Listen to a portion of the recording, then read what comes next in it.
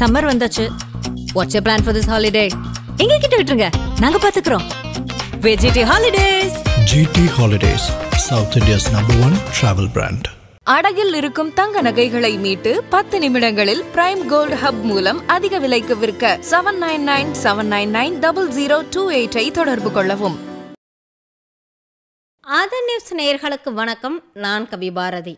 பலுச்சிஸ்தானில் பாகிஸ்தான் ரொம்பவே கொடூரமான மக்களை வதைக்கக்கூடிய ஒரு சட்டத்தை கொண்டு வந்திருக்கிறாங்க. இந்த சட்டத்தின் மூலயமா பலுச்சிஸ்தானில் இருக்கக்கூடிய பலுச் என்ற ஒரு இனமே அழியக்கூடிய ஆபத்து மிகவும் அதிகமாக இருக்குது. ஹிட்லர் மாதிரி சர்வாதிகாரத்தை பாகிஸ்தான் கொண்டு போயிட்டு இருக்கிறாங்க. தன்னை ஒரு மக்களாட்சி, அதாவது டெமோக்ராட்டிக் கண்ட்ரின்னு சொல்லிக்கொள்கின்ற பாகிஸ்தான் மக்களுக்கு எதிரான ஒரு கொடுங்கோல் சர்வாதிகார ஆட்சியை நோக்கி நகர்ந்துக்கிட்டு இருக்கிறாங்க. அப்படி பாகிஸ்தான் என்ன சட்டத்தை கொண்டு வந்தாங்க, இந்த சட்டத்தினுடைய விளைவுகள்லாம் என்னவா இருக்கும், இதனுடைய பாதிப்புகள் பலுச்சின மக்களுக்கு எவ்வளவு பெரிதாக இருக்குங்கிறத இந்த காணொலியில் விரிவாக பார்க்கலாம். பாகிஸ்தானில் மொத்தம் 4 மாகாணங்கள் இருக்குது. சிந்து, பஞ்சாப், கைபர் பக்துன்வா, பலுச்சிஸ்தான். ஆனால் பாகிஸ்தான் தற்போது கொண்டு வந்திருக்கக்கூடிய இந்த கொடுங்கோலான சட்டம் பலுச்சிஸ்தான் மக்களுக்காக பிரத்யேகமாக கொண்டு வரப்பட்ட ஒரு சட்டமாக இருக்குது. நம்ம சேனல்லையே பலுச்சிஸ்தான் பற்றி நிறைய வீடியோக்கள் போட்டிருக்கிறோம். அந்த வீடியோலாம் பார்க்காதவங்களுக்கு பலுச்சிஸ்தானில் என்ன நடக்குது, பலுச்சிஸ்தான் ஏன் தனிநாடாக வேணும்னு கேட்குறாங்கங்கிறத ஷார்ட்டாக சொல்லிடுறேன். நான் ஆல்ரெடி சொன்ன மாதிரி பாகிஸ்தானில் 4 மாகாணங்கள் இருக்குது. பாகிஸ்தானில் இருக்கக்கூடிய மிகப்பெரிய மாகாணமாக இந்த பலுச்சிஸ்தான் தான் இருக்குது. பாகிஸ்தானுடைய நிலப்பரப்பில் 44% இந்த பலுச்சிஸ்தான் தான் இருக்குது. பலுச்சிஸ்தானுடைய பரப்பளவுன்னு பார்த்தோன்னா 3,45,765 சதுர கிலோமீட்டர் பரப்பளவை கொண்டது. ஆனால் இங்கே இருக்கக்கூடிய மக்கள்னு பார்த்தோன்னா வெறும் 1.5 கோடி பேர் தான் இருக்கிறாங்க. அது மட்டும் இல்லாமல் இந்த பலுச்சிஸ்தானில் பலுச் மொழி பேசக்கூடிய, அதாவது பலுச்சின மக்கள்கள் தான் அதிகமாக வாழ்ந்துக்கிட்டு இருக்கிறாங்க. இவங்க பாகிஸ்தானில் இருக்கக்கூடிய மற்ற மாகாணங்களில் வாழக்கூடிய இஸ்லாமியர்களிலிருந்து தனித்து காணப்படுறாங்க. இவங்களுடைய கலாச்சாரம் ஈரான் மற்றும் ஆப்கானிஸ்தானில் இருக்கக்கூடிய அந்த இஸ்லாமியர்களுடைய கலாச்சாரத்தை ஒட்டி இருக்கக்கூடிய ஒரு கலாச்சாரமாக இருக்குது. இதன் காரணமாகவே இவங்க பாகிஸ்தான்லேருந்து ஒதுக்கப்படுறாங்க அப்படின்னு சொல்லப்படுது. நான் ஆல்ரெடி சொன்ன மாதிரி பலுச்சிஸ்தானில் கனிம வளங்கள்ங்கிறது ரொம்பவே அதிகமாக இருக்குது. ஆனால் பலுச்சிஸ்தானுடைய வளர்ச்சி அப்படின்னு பார்த்தோன்னா ரொம்பவே பின்தங்கி தான் இருக்குது. சரியான ரோடு கிடையாது, எந்த ஃபெசிலிட்டிஸுமே பலுச்சிஸ்தானுக்கு இல்லை. ஆனால் இந்த பலுச்சிஸ்தானில் இருக்கக்கூடிய கனிமங்களை பயன்படுத்தி பாகிஸ்தானில் இருக்கக்கூடிய மற்ற மாகாணங்களுடைய வளர்ச்சிக்காக பயன்படுத்திட்டு இருந்தாங்க. இது அந்த இன மக்களை ரொம்பவே கோபத்தை தூண்டக்கூடிய ஒன்றாக இருந்துச்சு. அது மட்டும் இல்லாமல் பலுச்சிஸ்தானில் இருக்கக்கூடிய அரசு வேலைகளாக இருக்கட்டும், மற்ற எல்லாத்துலேயுமே மற்ற பாகிஸ்தானில் இருக்கக்கூடிய மற்ற மாகாணங்களில் இருக்கிறவங்களுக்கு தான் முன்னுரிமை கொடுத்தாங்க. தங்களுடைய சொந்த நாட்டிலே பலுச்சின மக்கள் அகதிகள் போல வாழ்ந்துக்கிட்டு இருந்தாங்க அப்படின்னு தான் சொல்லணும். இதனால் ஆத்திரமடைந்த பலுச்சின மக்கள் பலுச்சிஸ்தானை தனி நாடாக அறிவிக்கணும் அப்படிங்கிற ஒரு கோரிக்கையை முன்னெடுத்தாங்க. இதற்காக பல ஆண்டுகளாக இவங்க போராட்டத்தை நடத்திட்டு வராங்க. மொத்தம் 2 விதமாக போராட்டத்தை நடத்திட்டு வராங்க. ஒரு தரப்பு ரொம்ப அமைதியான முறையில் அற வழியில் அகிம்சையை கையில் எடுத்து அதன் மூலயமா தனி நாடாக உருவாகணுங்கிற கோரிக்கையை முன் வச்சுட்டு வராங்க. இன்னொரு பக்கம் BLA, பலுச்சிஸ்தான் லிபரேஷன் ஆர்மி, இவங்க ஆயுதங்கள் மூலயமா தனி நாடு வேணுங்கிற போராட்டத்தையும் முன்னெடுத்துட்டு இருக்கிறாங்க. இந்த BLAவை USA-வும் மற்ற நாடுகளும் தீவிரவாத அமைப்பாக கருதி தீவிரவாத அமைப்பில் வச்சுருக்கிறாங்க. இது ஒரு தடை செய்யப்பட்ட அமைப்பாகவும் கருதப்படுது. பலுச்சின மக்கள் பல ஆண்டுகளாகவே போராட்டம் நடத்திட்டு இருந்தாலும் இந்த போராட்டம் எப்போ தீவிரம் அடைஞ்சிச்சு அப்படின்னா, பலுச்சின மக்கள் அவர்களுடைய இன தலைவர்களுக்கு கட்டப்பட்டவர்களாக இருப்பாங்க.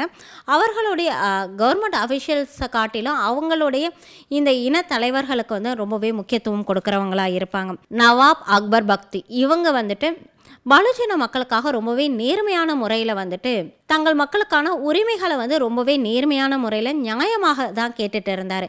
இவர் பர்வேஸ் முஷரஃப் பாகிஸ்தானுடைய மிலிட்ரி ஜெனரலாக இருந்துட்டு பிரசிடெண்ட்டாக மாறினாங்க. இவர்களுடைய ஆட்சியில் இந்த நவாப் அக்பர் ஒரு நல்ல பதவியில் தான் இருந்தாங்க. இருந்தபொழுதும் இந்த பர்வேஸ் முஷரஃபோட ஆட்சியில் இராணுவத்தினால் ஏவுகணைகளை வீசி நவாப் அக்பர் புக்தி கொல்லப்பட்டாங்க.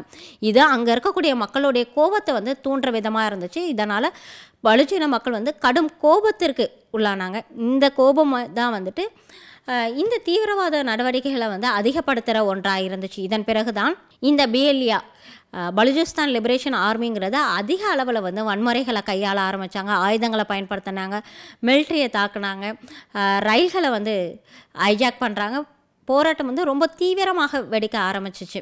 அது மட்டும் இல்லாமல் பாகிஸ்தான் சைனா கூட இணைந்து பெல்ட் அண்ட் ரோடு இனிஷியேட்டிவ் அப்படிங்கிற ஒரு இனிஷியேட்டிவ்லேயும் வந்து முன்னெடுத்தாங்க. இந்த பெல்ட் அண்ட் ரோடு இனிஷியேட்டிவ் பெரும் பகுதி வந்து பலுஜிஸ்தானில் தான் வரக்கூடியதாக இருந்துச்சு. ஆல்ரெடி தங்களுடைய சொந்த நாட்டினாலே பலுஜின மக்கள் அகதிகள் போல தான் வந்து நடத்தப்பட்டுட்டு இருந்தாங்க. இப்போது சைனா உள்ளுக்குள்ளே வந்தால் தங்கள் நாட்டு வளம் வந்து அங்கே இருக்கக்கூடிய மற்ற மாகாணங்களுக்கு செல்றதே அவர்களை கோபத்தை தூண்டக்கூடிய ஒன்றாக இருந்துச்சு. இந்த நிலையில் தங்கள் நாட்டினுடைய வளம் சைனாவுக்கு போகிறத வந்து அவங்க சுத்தமாக விரும்பலை. எங்களுக்கு தனி நாடு வேண்டும் அப்படிங்கிற கோரிக்கை இன்னும் வலுவாக எழ ஆரம்பிச்சிச்சு. இந்த மாதிரி ஒரு காலகட்டத்தில் தான் பஹல்காம் தாக்குதலுக்கு பதிலடியாக இந்தியா ஆப்ரேஷன் சிந்தூர் என்ற பதில் தாக்குதலை நடத்தினாங்க. இந்த ஆப்ரேஷன் சிந்தூர் நடந்து கொண்டிருந்த அதே நேரத்தில் பாகிஸ்தான் மீது பலுஜின மக்களும் வந்து தாக்குதல்களை நடத்தினாங்க. அவர்களுடைய வாகனங்கள்லாம் வெடிவைத்து தகர்த்தாங்க.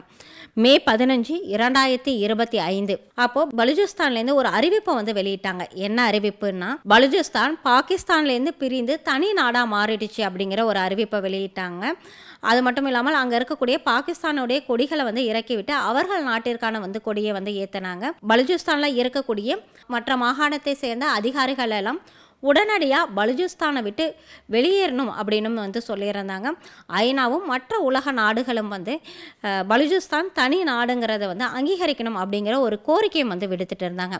இது பாகிஸ்தானுடைய கோபத்தை தூண்டுற விதமாக இருந்துச்சு. இதன் பிறகு பாகிஸ்தான் பலுஜிஸ்தான் மேலே ரொம்பவே அதிக அளவில் வந்து அடக்குமுறையை வந்து கையாள ஆரம்பித்தாங்க. உலக நாடுகள் எதுவுமே பலுஜிஸ்தானுக்கு ஆதரவாக தன்னுடைய வந்து கருத்துக்களை வெளியில, ஆனால் இந்தியா மட்டும் பலுஜிஸ்தானுக்கு ஒரு ஆதரவான போக்கை தான் கடைபிடிச்சாங்க. இதனால் பாகிஸ்தான் வந்து பலுஜிஸ்தான் மேலே மிக அதிக அளவில் வந்து அடக்குமுறையை வந்து கையாள ஆரம்பித்தாங்க. அங்கே இருக்கக்கூடிய தலைவர்களெல்லாம் வந்து கைது பண்ண ஆரம்பித்தாங்க. சில தலைவர்கள்லாம் வந்து காணாமல் போக ஆரம்பித்தாங்க. இந்த நிலையில் தான் ஜூன் 4, 2025 பலுஜிஸ்தானில் ஒரு புதிய சட்டத்தை வந்து பாகிஸ்தான் அறிமுகப்படுத்தியிருக்கிறாங்க. Counter terrorism Balochistan amendment act 2025. இந்த ஆக்ட் மூலயமா அவங்க என்ன பண்ணலாம் அப்படின்னா, இதற்கான ஒரு குழுவையும் நியமிச்சிருக்கிறாங்க. அது என்னன்னா JIT, ஜாயிண்ட் இன்வெஸ்டிகேஷன் டீம். இதில் யார் யாரெல்லாம் இருக்காங்க அப்படின்னு பார்த்தோன்னா, பாகிஸ்தானுடைய இராணுவம், பாகிஸ்தானுடைய காவல்துறை, அதுக்கப்புறம் பாகிஸ்தானுடைய இன்டெலிஜென்சி அமைப்பான ISI, இவங்க 3 பேரும் தான் இந்த குழுவில் வந்து இருக்கிறாங்க. இவங்க என்ன பண்ண முடியும் அப்படின்னா, இந்த சட்டத்தின் மூலம் ஒருத்தவங்க மேலே எந்த ஒரு ஆதாரமும் இல்லாமல், இப்போது ஒரு நபர் வந்து ஒரு குற்றத்தை பண்ணியிருந்தாங்க அப்படின்னா, இவங்க இந்த குற்றத்திற்காக தான் இவங்களை வந்து கைது பண்ணுறோம் அப்படின்லாம் இல்லாமல், ஒரு நபரை சந்தேகப்பட்டாவே அந்த நபரை கைது பண்ண முடியும் இந்த சட்டத்தின் மூலயமா. ஒருத்தவங்க வந்து ஒரு குற்றத்தை செஞ்சுருக்காங்கங்கிற ஆதாரம் வேணும். அது வந்து போலீஸ் ஸ்டேஷனில் வந்து கேஸாக ஃபைல் பண்ணுவாங்க. அதுக்கப்புறம் விசாரணை நடத்தப்படும். நீதிமன்றத்தில் வந்து விசாரணை நடைபெறும். இவங்க குற்றவாளின்னு தெரிஞ்சதுக்கப்புறம் தான் இவங்களுக்கு வந்து தண்டனை கொடுப்பாங்க. ஆனால் இந்த பாகிஸ்தான் கொண்டு வந்திருக்கிற இந்த சட்டம் கவுண்டர் டெரரிசம் ஆக்ட் படி பார்த்தோம் அப்படின்னா, யாரெல்லாம் சந்தேகப்படுறாங்களோ அவங்களெல்லாம் 90 நாள் வரைக்கும் வந்து சிறையில் அடைக்கலாம். யாரை சந்தேகப்படுறாங்களோ அவங்க வீடுகளில் வந்து பரிசோதனை பண்ணலாம், அவங்க வீட்டை வந்து ஜப்தி பண்ணலாம், அவர்களிடம் இருக்கக்கூடிய பொருட்களை எல்லாம் பறிமுதல் செய்யலாம், மத இன அடிப்படையில் ஆய்வு செய்யலாம். இது எல்லாமே நீதிமன்றத்தினுடைய அனுமதி இல்லாமலேயே இந்த டீம்னால் பண்ண முடியும். இதுதான் இப்போ மிகப்பெரிய உலக அளவில் மிகப்பெரிய சர்ச்சையாக மாறிக்கொண்டே இருக்குது. உலக அளவில் இது மனித உரிமையை மீறக்கூடிய ஒரு செயல் அப்படிங்கிற பல்வேறு கண்டனங்களும் வந்து தொடர்ந்து எழுந்த வண்ணம் இருக்குது. இதற்கு ஆம்னஸ்டி இன்டர்நேஷனல் அமைப்பும் ஹியூமன் ரைட்ஸ் வாட்சும் HRCP பாகிஸ்தானுடைய மனித உரிமைகள் ஆணையமும் இந்த சட்டத்திற்கு எதிராக தங்களுடைய கண்டனத்தை வந்து தொடர்ந்து எழுப்பிக்கிட்டு வராங்க. பலுஜிஸ்தான் ஏற்கனவே பாகிஸ்தானுடைய அடக்குமுறைகளால் ரொம்பவே பாதிக்கப்பட்டிருக்கிறாங்க. இந்த நிலையில் பலுஜிஸ்தான் மக்கள் மீது பாகிஸ்தான் இப்படி ஒரு சட்டத்தை வந்து கொண்டு வந்திருக்கிறது வந்து பலுஜின மக்களையும் சரி மற்ற மனித உரிமைகள் ஆணையத்தையும் சரி கோபத்தை தூண்டக்கூடிய ஒரு விஷயமாக இருக்குது. ஆனால் பாகிஸ்தான் இதற்கு என்ன சொல்கிறாங்கன்னா, பொதுமக்கள் வந்து இதை பார்த்து கவலைப்பட தேவையில்லை, இது தீவிரவாதத்தை அழிக்கக்கூடிய பாகிஸ்தானுடைய நடவடிக்கைகளை ஒன்று, இது தீவிரவாதிகளை குறிவைத்து தான், ஆனால் வந்து பொதுமக்களை குறிவைத்து இல்லை, அதனால் நீங்கள்லாம் பயப்படாதீங்க அப்படின்னு சொல்லியிருக்கிறாங்க.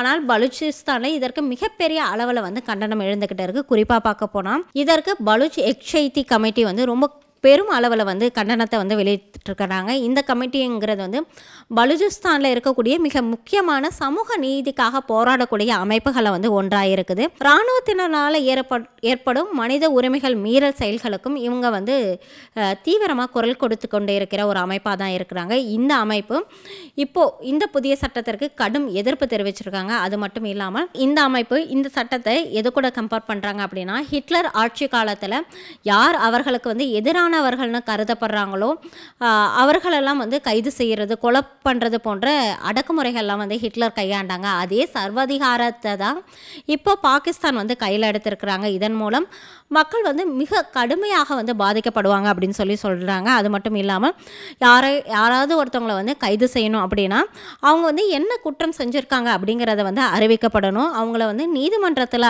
ஆஜராக்கணும், சட்டப்படி வந்து விசாரணை நடக்கணும். அதுக்கப்புறம் இது வந்து நீதிமன்றத்தில் வந்து வழக்கு தொடரணும். இது எல்லாமே இந்த சட்டம் வந்து தடை செய்யுது அப்படின்னு சொல்லியிருக்கிறாங்க. அது மட்டும் இல்லாமல் இந்த சட்டம் பாகிஸ்தானுடைய அரசியலமைப்பு பிரிவு 10 மற்றும் சர்வதேச சட்டமான ICCPRோடைய உடன்படிக்கையை மீறக்கூடிய ஒரு விஷயமாக இருக்குது அப்படின்னு சொல்லியிருக்கிறாங்க. இந்த சட்டம் ஒரு இனத்தையே அழிக்கக்கூடிய ஒரு செயல் அப்படின்னு சொல்லியிருக்கிறாங்க. இது எப்படி இருக்குது அப்படின்னா, சீனா உரிக்கியா முஸ்லிம்ஸ் மேலே என்ன விதமான அடக்குமுறைகளை கையாண்டாங்களோ அதே போல தான் பாகிஸ்தான் பலுச்சிஸ்தானில் இருக்கக்கூடிய அந்த பலூச் இன மக்கள் மீது வந்து வன்முறையை கையாளுறாங்க அப்படின்னு சொல்கிறாங்க. இந்த சீனா என்ன பண்ணாங்க அப்படின்னா, 2017 ஜின்ஜியாங் மாகாணத்தில் பெருமளவில் வந்து ஒரு இஸ்லாமியர் சமூகம் வந்து இருந்துச்சு. இந்த சமூகத்தை சந்தேகப்படும்படியாக இருக்காங்க அப்படின்னு அவங்களுடைய நடவடிக்கைகள் சந்தேகப்படும்படியாக இருக்குது அப்படின்னு ஒரு முகாம்களை வலுக்கட்டாயமாக வந்து அழைச்சாங்க. அந்த முகாம்களில் அவர்களுக்கு வந்து சீனா அரசையும் சீனாவுடைய கலாச்சாரத்தையும் பின்பற்றும்படி வந்து ரொம்பவே வலுக்கட்டாயமாக நிர்பந்திக்கப்பட்டாங்க. அங்கே அவங்க வந்து அவங்களுடைய மத சடங்குகளையும் அல்லது வந்து அவர்களுடைய மொழி பேசுகிறதையோ அவர்களுடைய கடவுளை வந்து வணங்குவதையோ வந்து தடை செஞ்சுருந்தாங்க. ரொம்பவே வலுக்கட்டாயமாக சீனாவுடைய பேச்சுக்கு வந்து அவங்க வந்து அடிப்பயணம் போன்ற பல்வேறு வகையான சித்திரவதைகளுக்கு வந்து ஆளாக்கப்பட்டாங்க. அதே தான் இப்போது பலுச்சின மக்கள் மீது பாகிஸ்தான் செய்கிறாங்க அப்படின்னு இந்த அமைப்பு வந்து குற்றம் சாட்டி இருக்குது. பலுச்சிஸ்தானுக்காக போராடிய பல தலைவர்கள் வந்து இன்றைக்கு காணாமல் போயிருக்காங்கன்னு தான் சொல்லலாம். அவர்களுடைய நிலை என்ன என்பது தற்போது வரைக்கும் கேள்விக்குறியாக தான் இருக்குது. இந்த நேரத்தில் பாகிஸ்தான் இப்படி ஒரு அடக்குமுறையான ஒரு சட்டத்தை வந்து கொண்டு வந்திருக்கிறாங்க. இந்த சட்டம் 6 ஆண்டுகளுக்கு வந்து கொண்டு வந்திருக்கிறாங்க. இன்னும் தேவைப்படும் பட்சத்தில் இந்த சட்டத்தை வந்து மேலும் 2 ஆண்டுகளுக்கு வந்து நீட்டிக்கலாம் அப்படின்னு சொல்லப்படுது. இந்த சட்டத்தின் மூலமா யாரெல்லாம் அவர்கள் வந்து சந்தேகப்படுறாங்களோ அவங்களெல்லாம் எந்த ஒரு ஆதாரமும் இல்லாமல் எந்த ஒரு நிபந்தனையும் இல்லாமல் கைது செய்து 90 நாள் அவர்கள் வந்து சிறையில் வச்சுருப்பாங்க. அதற்கு பிறகும் அவர்கள் வந்து என்ன ஆவாங்க அப்படிங்கிறது வந்து மிகப்பெரிய ஒரு கேள்விக்குறியாக தான் இருக்குது. அவங்க மாரி என்ன மாதிரியான நடவடிக்கைகள்லாம் மேற்கொள்வாங்க அப்படிங்கிறதும் தெரியல. ஆல்ரெடி இது போல் சிறைப்பிடித்தவர்களுடைய பலாயிரக்கணக்கான மக்களுடைய நிலை என்னங்கிறது கேள்விக்குறியாக தான் இருக்குது. பாகிஸ்தானுடைய இந்த மனித தன்மையற்ற கொடூரமான சட்டத்திற்கு மற்ற நாடுகள்லாம் உலக நாடுகள்லாம் கைகட்டி வேடிக்கை பார்க்காம இதற்கு எதிரான கண்டன குரல்களை எழுப்பணும் அப்படின்னு பலுச்சின மக்களும் சரி சமூக ஆர்வலர்களும் சரி தொடர்ந்து வலியுறுத்தி கொண்டே இருக்கிறாங்க. ஆல்ரெடி பலுச்சிஸ்தான் இந்தியா கிட்ட வந்து தங்களுடைய உதவியை வந்து கோரியிருக்கிறாங்க. பல ஆண்டுகளாக பலுச்சிஸ்தான் மற்ற நாடுகள் கிட்ட வந்து உதவியை வந்து கேட்டுட்டு தான் இருக்கிறாங்க. ஆனால் உலக அரங்கில் மிகப்பெரிய நாடுகளாக இருக்கக்கூடிய US போன்ற மற்ற பெரிய நாடுகள் எல்லாம் பலுச்சிஸ்தானில் நடக்கக்கூடிய அடக்குமுறைகளை கைகட்டி வேடிக்கை பார்க்குறாங்க அப்படின்னு தான் சொல்லணும். இந்தியா மட்டும்தான் பலுச்சிஸ்தானுக்கு ஆதரவாக தன்னுடைய குரலை வந்து கொடுத்திருந்தாங்க. 2017 பிரதமர் மோடி அவர்கள் சுதந்திர தின உரையின் பொழுது வந்து பலுச்சிஸ்தானில் இருக்கக்கூடிய மக்கள் எந்த அளவுக்கு வந்து துன்புறுத்தலுக்கு ஆளாகிறாங்க, அவங்க என்ன மாதிரியான அடக்குமுறைகளை பாகிஸ்தான் அவங்க மேலே கையாளுறாங்க அப்படிங்கிறது உலக நாடுகளுக்கு வந்து எடுத்து சொல்லியிருந்தாங்க. மற்ற எந்த நாடுகளுமே பலுச்சிஸ்தானுக்கு ஆதரவாக தங்களுடைய குரலை வந்து எழுப்பல. பாகிஸ்தான் பலுச்சிஸ்தான் மீது இயற்றிய இந்த சட்டத்திற்கு எதிராக இந்தியா வந்து குரல் கொடுக்குமா? எப்படி வங்கதேசத்தை பாகிஸ்தான்லேருந்து பிரித்து தனி நாடா அறிவிச்சாங்களோ அதே போல பலுச்சிஸ்தானும் தனி நாடா உருவாகிறதுக்கு இந்தியா வந்து உதவுமா? பாகிஸ்தான் இந்த சட்டத்தினால என்னென்ன பின் விளைவுகளெல்லாம் சந்திக்க போகிறாங்க அப்படிங்கிறத பொறுத்திருந்து தான் பார்க்கணும்.